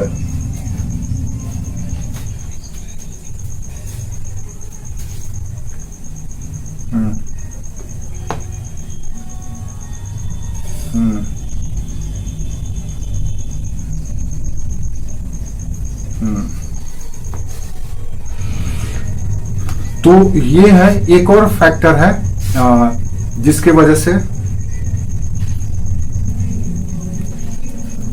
पुर्तगालियों का जड़ यहां से उखड़ा। दूसरा फैक्टर यह है, या आप कह सकते हैं कि आखिरी जो फैक्टर है जिसके वजह से पुर्तगालियों का विश्वास खत्म हुआ, वो है यहां पर भारतीयों के साथ दुर्व्यवहार या उदंड व्यवहार करना। अब ये कंपनी है और कंपनी की स्थिति ऐसी हो गई थी जैसे कोई डकैत हो, और इसका उल्लेख बर्नियर कर रहा है। एक फ्रांसिस बर्नियर एक यात्री है। बर्नियर कहता है कि भारत में पुर्तगालियों की स्थिति ऐसी थी कि वो किसी सार्वजनिक महोत्सव में देखते थे कि जहां पे लोगों का भीड़ है, ये पहुंच जाते थे और पहुंच करके लोगों को उठा करके लेकर के चले जाते थे। ऐसे रोल करते थे जैसे कि सड़क छाप गुंडा है। ये बात बर्नियर कहता है कि इनका जो व्यवहार था भारत में लोगों के साथ, वो पूरी तरह से उदंड व्यवहार था, जो किसी कंपनी से अपेक्षा नहीं की जा सकती है। और ये भारतीय लोगों के साथ इस तरह का व्यवहार करना कभी भी किसी भी राज्य, किसी भी देश के लिए एक शोचनीय विषय था और चिंतनीय विषय था। लेकिन इनका व्यवहार ऐसा ही था। लोगों को पकड़ करके पीटते थे, किडनैप करके लेकर के चले जाते थे। स्थिति ऐसा हो गया था कि इन्होंने मुगल बादशाह शाहजहां की जो बेगम थी मुमताज महल, उनकी 2 दासियों को भी किडनैप करके लेकर के चले गए। अब राज्य में भी डर और जनता में भी डर। अब जब राज्य का भी सपोर्ट नहीं और जनता का भी सपोर्ट नहीं, देन आप कितने दिनों तक टिक पाएंगे किसी देश में? तो ये जो उदंड व्यवहार था, ये भी पुर्तगालियों को भारत से उखाड़ने के लिए काफी था, जो किसी भी कंपनी से यह अपेक्षा नहीं किया जाता है और आज भी नहीं किया जाता है। आपको आज हमारे यहाँ स्लोगन है कि ग्राहक ही भगवान है। ये ग्राहक को भगवान नहीं समझते थे, बल्कि उसको एक शिकार समझते थे। और ये कितने दिनों तक चलता? जब उनके पास ऑप्शन मिल गया, कई कंपनियां आ गई, दिन वो उधर मूव कर गए और ये धीरे धीरे उपेक्षा का शिकार हो गए। ऊपर से कंपनियां इन पे शक्ति बल भी प्रयोग करने लगी और धीरे धीरे बेचारे उखड़ करके चले गए। यानी कि पुर्तगीज कंपनी एक दिन में उखड़ करके नहीं गई, ये अपने चाल चलन से स्वयं उखड़ करके गए। ठीक है। एक और कारण था इनका जो एडमिनिस्ट्रेटिव स्ट्रक्चर था, प्रशासनिक ढांचा, ये भी बड़ी डावाडोल था। आप याद रखिए कि कोई भी सत्ता टेम्पररी होता है जब तक उसका एडमिनिस्ट्रेटिव स्ट्रक्चर मजबूत ना हो। प्रशासनिक ढांचा अगर उसका मजबूत होगा, देन उसका जड़ आम लोगों तक पहुंच होगा, उसकी जड़ तक पहुंच होगी उस देश की। जब ऊपर से कोई भी निर्णय लिया जाएगा तो चैनल वाइज पूरे जड़ तक लागू होगा और उसका प्रभाव और या उसका आउटकम आपको दिखेगा। लेकिन इनका जो स्ट्रक्चर था, प्रशासनिक स्ट्रक्चर, थोड़ा सा डावाडोल था। न्याय में निष्पक्षता नहीं था, भेदभाव करते थे, करप्शन जबरदस्त था सिस्टम में। इनके जितने भी अधिकारी थे सब के सब करप्ट हो गए थे। वो अपना प्रॉफिट के लिए अब काम करने लगे थे। कंपनी जाए तेल लेने, कंपनी से उनको कोई लेना देना नहीं था। इनके इनमें जो भर्ती होता था इनके कंपनी में, जो अधिकारियों को भर्ती करके पुर्तगाल से भेजा जाता था, वो भी सब के सब वहां पे कमीशन दे करके और टैक्स घूस दे करके आते थे। देन वहां से आते थे घूस दे करके, तो वसूल करके यहां से जाना है। तो ये जो गलत एक धारा चल चुका था, या आप कह सकते हैं कि फैशन चल चुका था पुर्तगीजों में, ये इनकी कंपनी के लिए घातक था, जिससे इनका पतन हुआ। तो दो और आखिरी पॉइंट लिख लो। जो कंपनी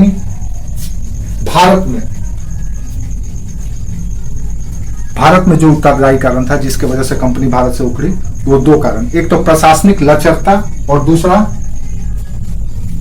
कंपनी का भारतीय नागरिकों के प्रति उदंड व्यवहार। बस पॉइंट याद रखना बुलेट पॉइंट की तरह, और इसको डिस्क्राइब कर देना। लचरता या ढीलापन या प्रशासनिक अकुशलता या दोषपूर्ण प्रशासनिक व्यवस्था, कुछ भी लिख सकती हो।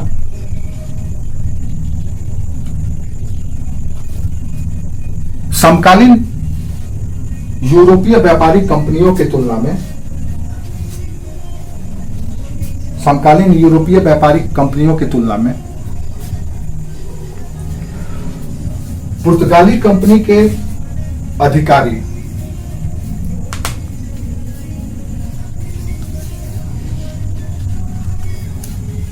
अधिक भ्रष्टाचारी, लोभी,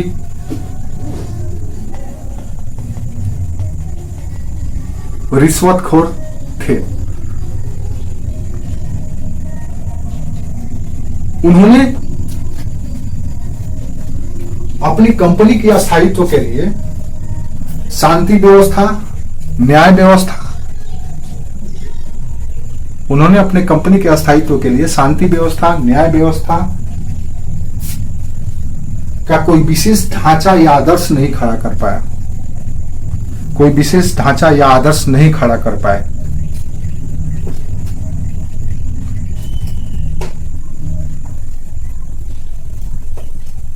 न्याय और सेवाओं के वितरण में भेदभाव, न्याय और सेवाओं के वितरण में भेदभाव आम बात था। यानी एक ही सर्विस लेने के लिए अगर आपको जस्टिस चाहिए और पुर्तगीज कंपनी के पास गए हैं, तो वो मुंह देख करके या चेहरा देख करके फैसला लेते थे कि किसके फेवर में फैसला देना है।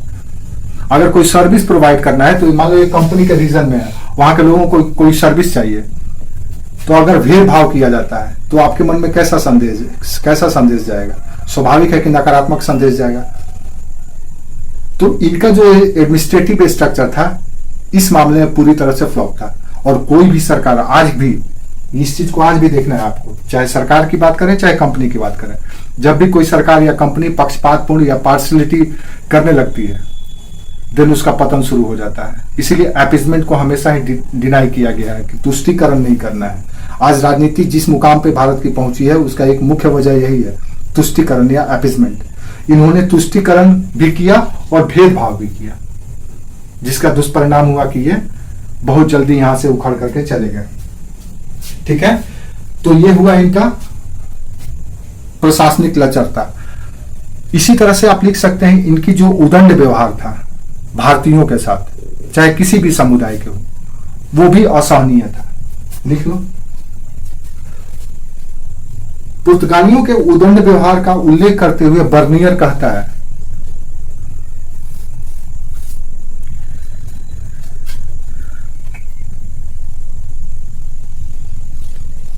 कि जब भी कोई सामाजिक या धार्मिक महोत्सव होता था और वहां पर लोग इकट्ठा होते थे,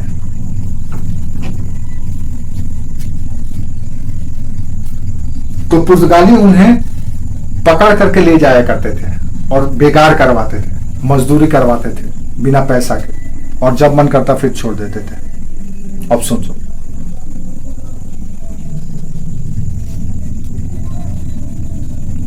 उनकी उदंडता का आलम यह था, आगे लिखो, उनकी उदंडता का आलम यह था कि मुमताज महल की 2 दासियों को भी उन्होंने अपहरण कर लिया। अब सोचो, राजघराना भी सुरक्षित नहीं है, आम जनता की क्या बिसात है, ये इतने उदंड हो गए थे। शाहजहां कि पत्नी मुमताज महल की भी 2 दासियों को अपहरण कर लिया था। इसके अलावा इन्होंने भारतीय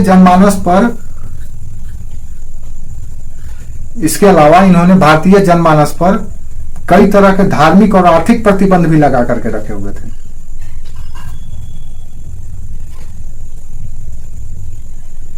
जिसके कारण धीरे धीरे ये भारत में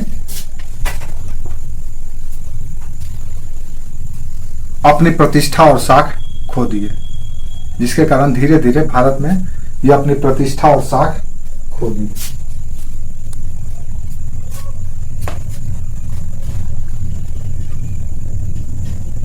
तो ये है कुछ कारण जिसको आप पॉइंट बाय पॉइंट याद रख सकते हैं।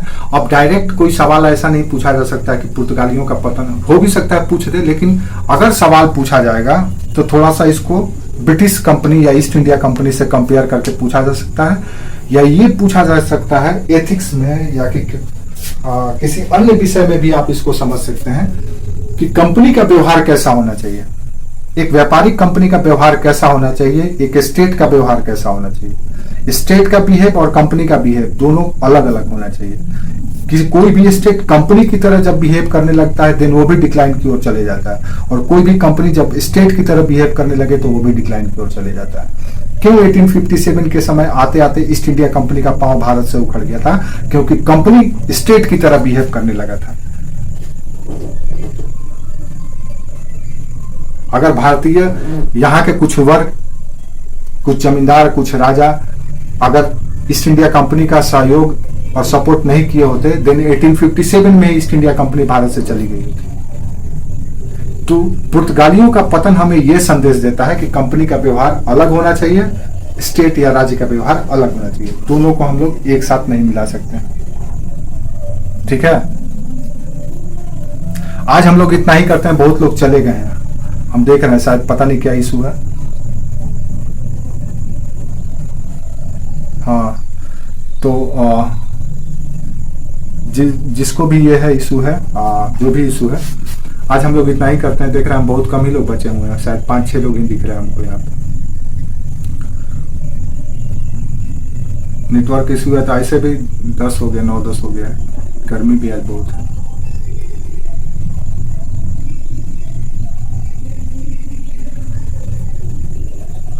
हाँ, कल मिश्रा सर होंगे आप लोगों के साथ, और आप लोगों को एथिक्स पे और निबंध पर आप लोगों को जो भी पूछना है पूछ लीजिएगा।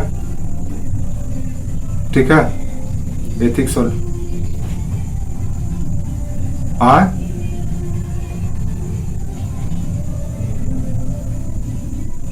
मेरा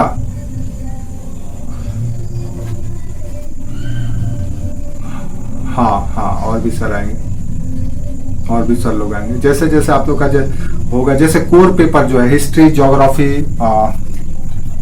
पॉलिटी, इकोनॉमी, ये जो कोर पेपर है, हाँ, नहीं ऑप्शनल नहीं, ऑप्शनल सिर्फ और सिर्फ हिस्ट्री। और अगर कोई हिंदी लिटरेचर लेना चाहे then Mishra sir Hindi literature का लेंगे। अच्छा, 1 मिनट बात सुन लो। हिस्ट्री ऑप्शनल वालों का बहुत जल्द ऑप्शनल का क्लास सुबह में शुरू होगा, बहुत जल्द आप लोगों को डिग्री। ये जीएस का तो क्लास चलते ही रहेगा शाम में 8 से 9। हिस्ट्री ऑप्शनल का क्लास मॉर्निंग में शुरू होगा।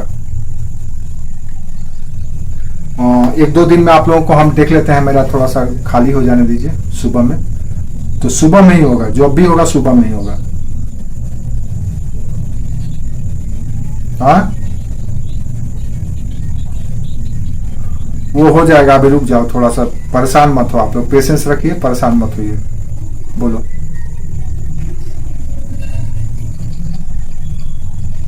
तुम्हारा हिंदी साहित्य है? हाँ, तो ठीक है, हिंदी साहित्य जिसका जिसका है,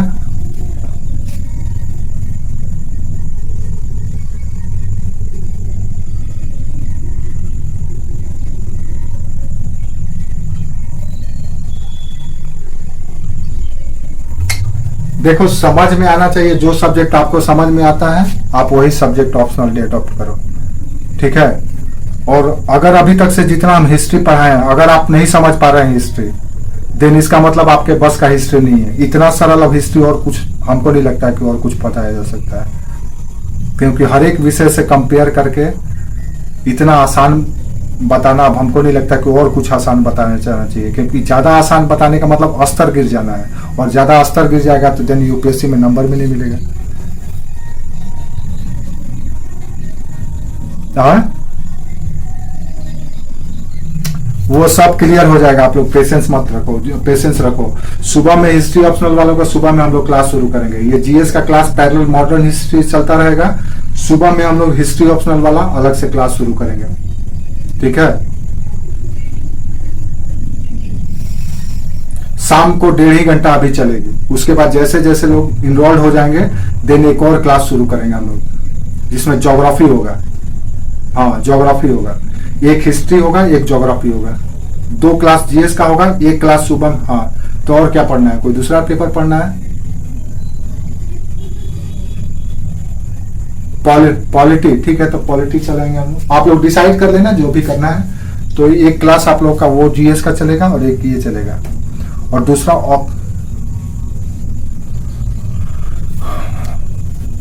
ठीक है। दूसरा ठीक है, तो हम लोग कर लेंगे। उसका कोई क्या हुआ है?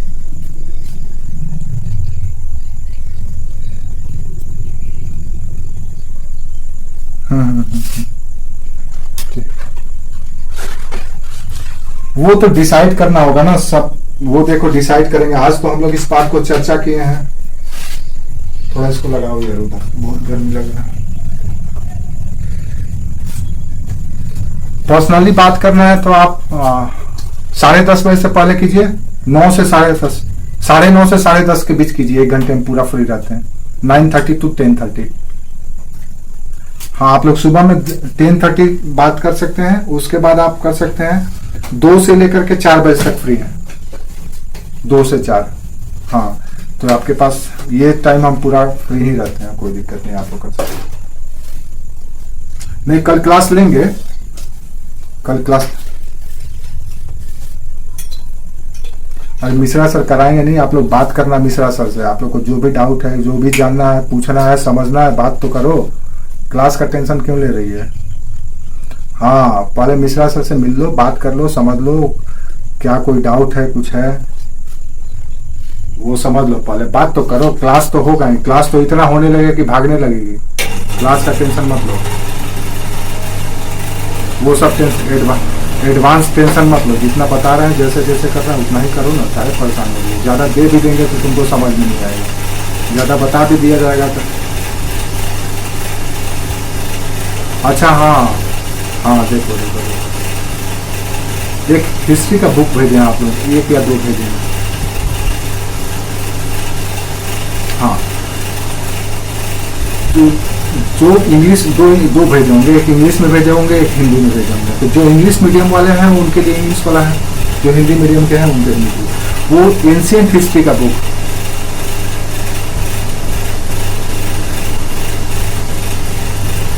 रोमिला थापर का बुक आपको मिला है ना? आप देखें उसको। हाँ, तो रोमिला थापर का बुक है और एंशिएंट हिस्ट्री का बुक है। आपको मॉडर्न का भी आजकल में हम 1-2 दिन में भेज देंगे। मॉडर्न का भी भेज देंगे। जैसे जैसे हम ये करेंगे आप लोगों को भेजते रहेंगे उस सब करेंगे। आप लोग अगर कुछ कर सकते हैं तो अपने तरफ से। एनसीईआरटी का तो बुक नहीं लिया होंगे आप लोग, किसी के पास नहीं होगा। सबसे पहले वही भेजना पड़ेगा।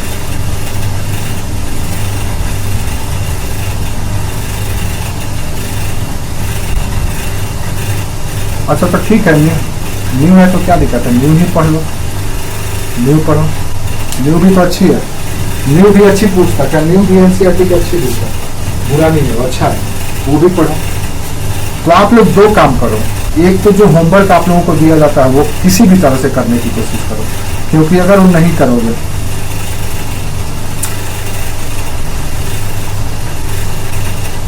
तो ठीक है, आप पर्सनली भेजो ना।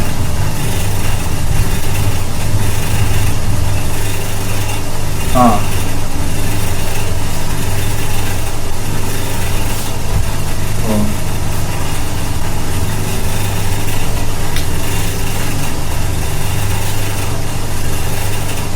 ठीक है,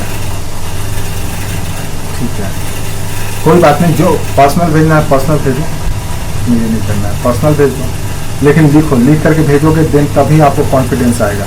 और लिखने के दौरान जो क्लास में बात किया जाता है, जो क्लास में कॉन्सेप्ट दिया जाता है, और अगल बगल से भी अगर आपको कुछ इन्फॉर्मेशन हासिल होता है देन आप उसमें डाल सकते हैं, कोई दिक्कत नहीं। सिर्फ कॉन्सेप्ट क्लियर रखो, ये महत्वपूर्ण है। उसके बाद फैक्ट तो आप कहीं से भी डाल सकते हैं, जरूरत पड़ेगा तो हम आपको फैक्ट प्रोवाइड करेंगे, लेकिन अभी जानबूझ करके आप लोगों को ज़्यादा फैक्ट नहीं दे रहे हैं, क्योंकि ज़्यादा फैक्ट देने का मतलब है कोई बोझिल हो जाएगा वो।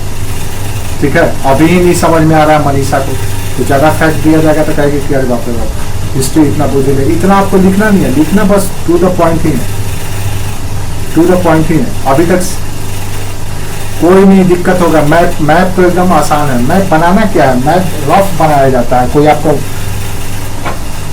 कार्टोग्राफर वो हम करवाएंगे बच्चा, जब आपका ऑप्शनल पेपर होगा ना, जब ऑप्शनल पेपर कराएंगे हम लोग। ये तो जीएस का क्लास है ना, तो जीएस के क्लास में मैप कहाँ पूछा जाता है। तो जब हम लोग ऑप्शनल पेपर करेंगे तो आपको मैप में सिंपल रफ मैप बनाना है, ऐसे रफ ड्रॉ कर देना है। आपको स्पेशलिस्ट थोड़े ना बनना है कि आप स्पेशलिस्ट कार्टोग्राफर बन जाइए। आपको रफ मैप बना लेना है, और उसमें भी रफ मैप में वो लोकेशन दिया हुआ रहता है। आप बस लोकेशन का पॉइंट लिखो, इतना नंबर लोकेशन है, मान लो 1 नंबर ही है तो 1 नंबर, ये मान लीजिए पूछ दिया गया कि बताइए भाई चित्तौड़गढ़, तो चित्तौड़गढ़ के बारे में बता दीजिए 2 लाइन में, किसकी राजधानी थी, क्यों इतिहास में प्रसिद्ध है, वो सब हम लोग करेंगे। जैसे हाँ बता दिया करेंगे, ठीक है। अच्छा, तो ये तो हम बोलते ही हैं, ये तो हम बोलते ही हैं, शायद आप लोग ध्यान नहीं दे पाए हैं। ठीक है, आराम से देखो हो क्या रहा है। हमको जहाँ तक समझ में आ रहा है हो क्या रहा है। एक्चुअली हम बहुत जल्दी शायद आप लोग को पढ़ा दे रहे हैं, थोड़ा सा आराम से आप लोग को पढ़ाना पड़ेगा, और इस वजह से आप लोग समझ नहीं पाए। कोई दिक्कत नहीं। हाँ, अगर ऐसे हाँ देखो, टाइम हम लोग इतना कम टाइम, अब आपको आज हम लोग आज आप लोगों को हम रजिस्ट्रेशन फॉर्म भर रहे हैं, देखें उसमें देखिए आप लोग कितना सब्जेक्ट है आपका, कितना पेपर है, समझ।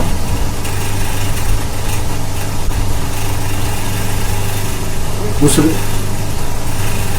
देखो रजिस्ट्रेशन फॉर्म सभी लोग रजिस्ट्रेशन फॉर्म भर के कल तक हमको भेजिए आप लोग। जैसे ही सभी लोग अपना अपना स्लॉट क्लियर करेंगे देन ग्रुप अलग हो जाएगा, और जो पढ़ने वाले होंगे, जो रेगुलर रहेंगे, उन्हीं का आप क्लास होगा।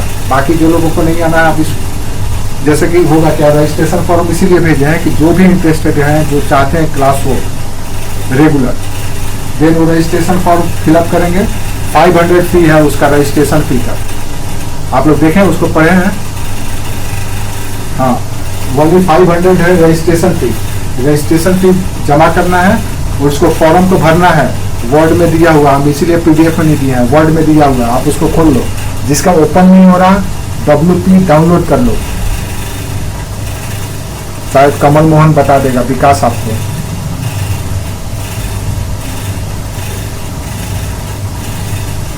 आप उसको डाउनलोड कर लोगे, दिन आपका फोन सपोर्ट कर देगा।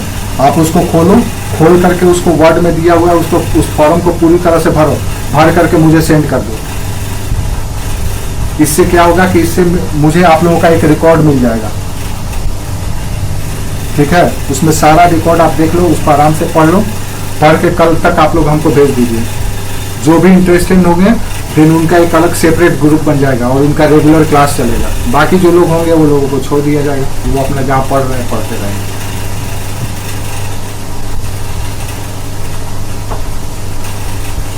हाँ, नहीं एग्जिट नहीं कराना है, उनको छोड़ देना है। उनको भी बीच बीच में हम लोग कोई स्पेशल क्लास होगा तो बुला लेंगे, लेकिन हम लोग का रेगुलर क्लास का जो सेशन होगा वो हम लोग का पैरेलल फिर सेपरेट चलेगा। जो रजिस्ट्रेशन कराएंगे, जो क्लास इनमें इन्वॉल्व होंगे, उनका अलग से क्लास होगा। बाकी वो क्लास ग्रुप रहेगा, ग्रुप से क्या लेना देना है, ग्रुप से किसी को निकालना भगाना थोड़े ना, वो सब के सब रहेंगे, सबके सब स्टूडेंट है। जब उनका मन करेगा देन वो ज्वाइन करेंगे। हाँ, और याद रखो जितना ज्यादा भीड़ होगा उतना ही ज्यादा हमको मजा आएगा पढ़ाने में, ये भी बात याद रखो। जैसे ही कम होंगे लड़के, हमारा मनोबल डाउन होने लगता है। टीचर को क्या चाहिए, भीड़ चाहिए। जैसे नेता को जैसे नेता को सामने भीड़ चाहिए, उसी तरह से टीचर के सामने भीड़ चाहिए। जितना ज्यादा गैदरिंग उतना ही ज्यादा टीचर का बुलंद मजा आएगा उसको पढ़ाने में। जितना सब करवाएंगे, आप उसका टेंशन मत। आप हड़बड़ा मत, तुम धीरे धीरे क्लास करते रहो, सब कुछ आपको धीरे धीरे मिलता रहेगा। अचानक कर देंगे सब कुछ नहीं होगा, अचानक कर देंगे तो बमबारी हो जाएगा ना। पहले थोड़ा थोड़ा पढ़ते रहो, कॉन्फिडेंस ले आओ, उसके बाद फिर ट्रैक पर आ जाओगे, सब कुछ ट्रैक पर आ जाएगा तो सब सिस्टम से होने लगेगा। आपका टेस्ट भी, टेस्ट के लिए क्वेश्चन तो दिए हैं, आप लोग कहाँ लिख करके भेजे? अभी कैसे कोई नहीं लिख करके भेजे।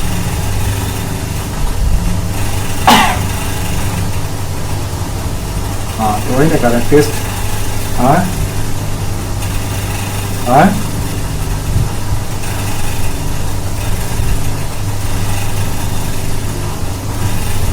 दिख नहीं रहे हैं।